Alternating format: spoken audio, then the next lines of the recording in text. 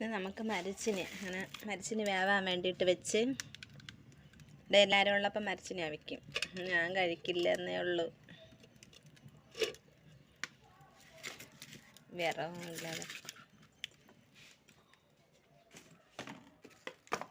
ഇപ്പോൾ വിറവൊക്കെ കിട്ടുമ്പോൾ ഞാൻ ഈ വണ്ടിയിൽ കൊണ്ട് ഇങ്ങനെ വയ്ക്കും. അപ്പം തറയിൽ വൃത്തിയായിരിക്കുമല്ലോ. ഇതിൽ മാത്രം ഇങ്ങനെ ഇരിക്കും.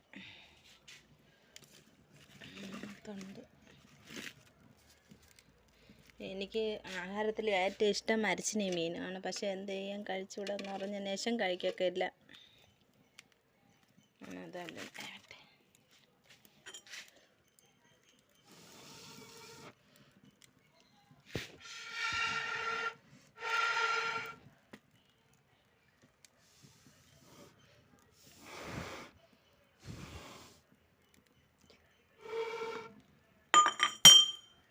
രാവിലെ കറി വയ്ക്കാമൊന്നുമില്ല. അപ്പം വിചാരിച്ച് ഈ കറിക്കാച്ചിൽ കറി വയ്ക്കാൻ വേണ്ടി അടക്കാമെന്ന് വിചാരിച്ച് അങ്ങനെ അടക്കാൻ പോണം. അത് പട്ടുപോയില്ലേ എങ്ങനെ താനേ? വള്ളി പട്ടുപോയി. ഞാൻ അടത്തിട്ട് തന്നിതാ, പിടിക്കും. പോയി എടാ കൊണ്ടടാ പോ. ഞാൻ അതിനെ അത് ഒരു 10 കിലോ വെയിറ്റ് ഉള്ളത് പോലെയാണ് ഞാൻ കൊണ്ടുവച്ച് പിടിക്കുന്നത്. എന്ത് ഇത് വെയിറ്റ് ഇല്ലേ?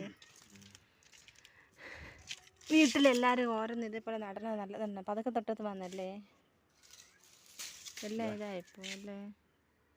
ഇതില്ലേ കായ അത് പിടിക്ക്. ഞാനാ ഈ ഒരു ചെറുത് നട്ടാലും പൊടിക്കും അല്ലേ? കുറേ ദിവസം മണ്ണിൻ്റെ അടിയിൽ ഇങ്ങനെ വെച്ചിരിക്കുമ്പോൾ അത് ഇന്ന് മുളപ്പ് വരും. ഏത് വേണമെങ്കിലും പൊടിക്കും. ഇനി വേറെ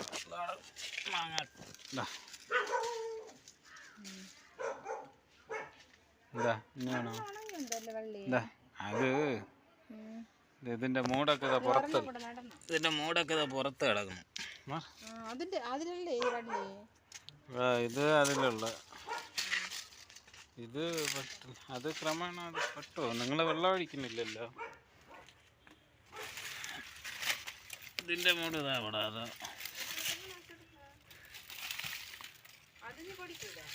ഇതാ ഇത് എത്ര വർഷമായാലും ഇത് പൊടിക്കും. പിന്നെ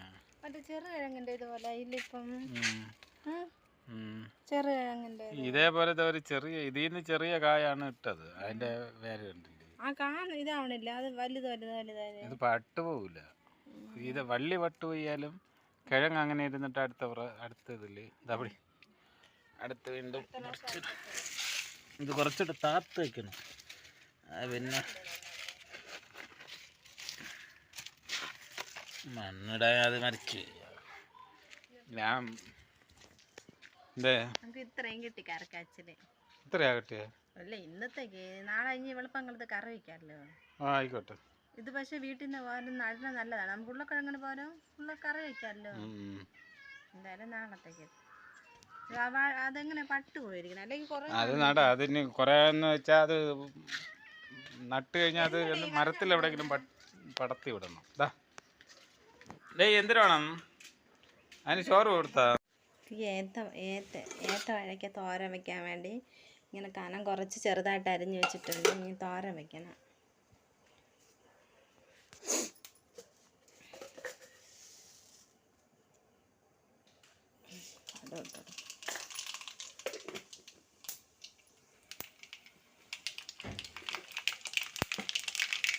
ഇത് ചെറിയ ഉള്ളി ചതച്ചത്, വെളുത്തുള്ളി ചതച്ചത്, അടുത്തൊന്ന് കറിവേപ്പില,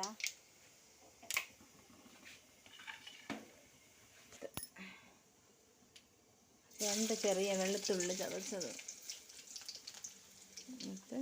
ചെറിയ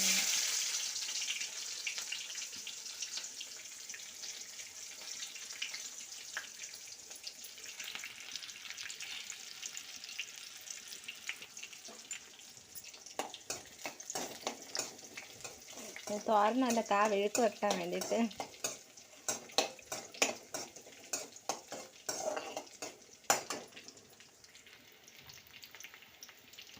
കറിവേപ്പിലയും കൂടെ ഇട്ടത്.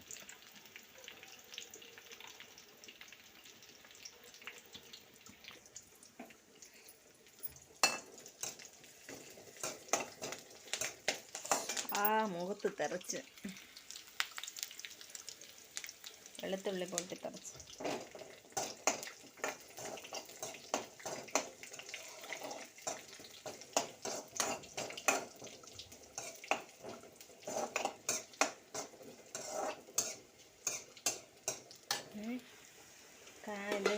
കനം കുറച്ച് ചെറുതായിട്ട് അരിഞ്ഞ്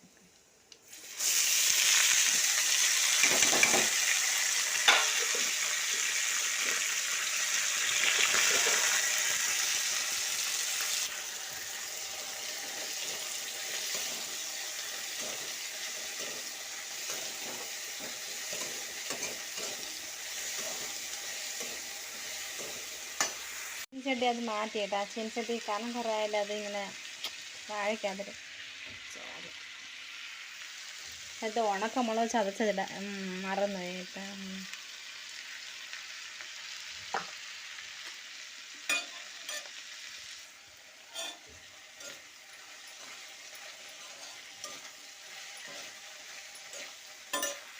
കുറച്ച് മഞ്ഞപ്പൊടിയും കൂടെ ഇട്ടെടുക്കട്ടെ. കായും പയറും കൂടെ ഇത് വിഴുക്ക് വരട്ടിയാൽ നല്ല ടേസ്റ്റ്. പിന്നെ കാ മാത്രം വാഴയ്ക്ക മാത്രം ഇങ്ങനെ വയ്ക്കുന്നത് നല്ല ടേസ്റ്റ് ഉണ്ട്. മഞ്ഞപ്പൊടിയും കൂടെ ഇട്ട് നന്നായിട്ട്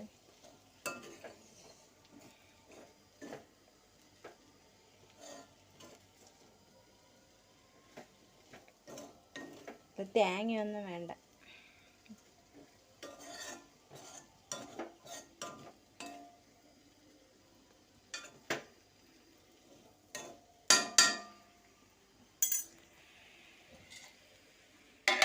കുറച്ച് നേരം അവിടെ ഇരുന്ന് ആവിയിൽ താഴോട്ട്. അങ്ങനെ കാവെഴുക്ക് റെഡിയായി. ഇനി കുറച്ച് ചമ്മന്തിയും കൂടെ അരയ്ക്കാനുണ്ട്. തീ ഓഫ് ചെയ്യാം.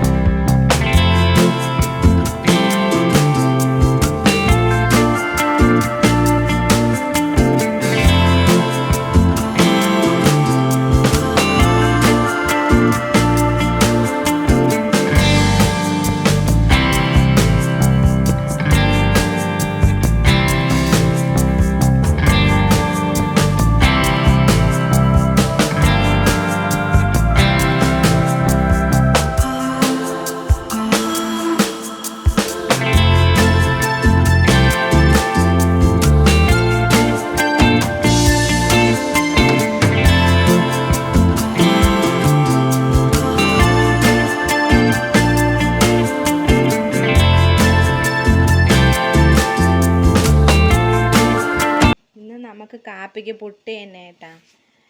ഇന്ന് ഞാൻ ചിരട്ടയിലാണ് ഉണ്ടാക്കിയത്. എന്താ ചിരട്ടയിൽ ഇങ്ങനെ ഉണ്ടാക്കിയപ്പോൾ എളുപ്പമെന്ന് തോന്നി.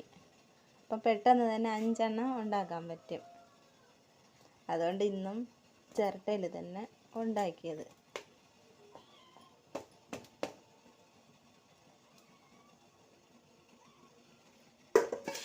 നണ്ട് ചിരട്ട എല്ലാം എടുത്ത് കഴുകി ഉണക്കി മാറ്റി വെച്ചിട്ടുണ്ടായിരുന്നു.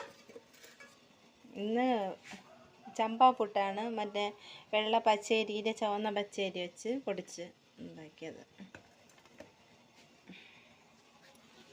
ബാക്കി ഇങ്ങനെ ആക്കിക്കൊണ്ടിരിക്കണം.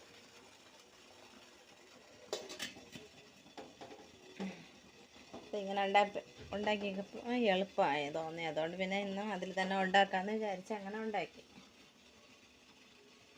കുഞ്ഞു, നീ രാവിലെ തന്നെ ഇനി വന്നാ കളിക്കേ?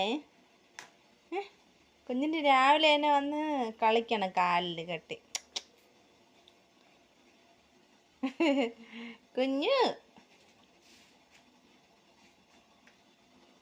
കുഞ്ഞു അങ്ങനെ പുട്ടും റെഡിയായി. പപ്പടവും തേയിലയും പയറും. അങ്ങനെ ഇന്ന് 3 കൂടെയാണ് കഴിക്കണേ.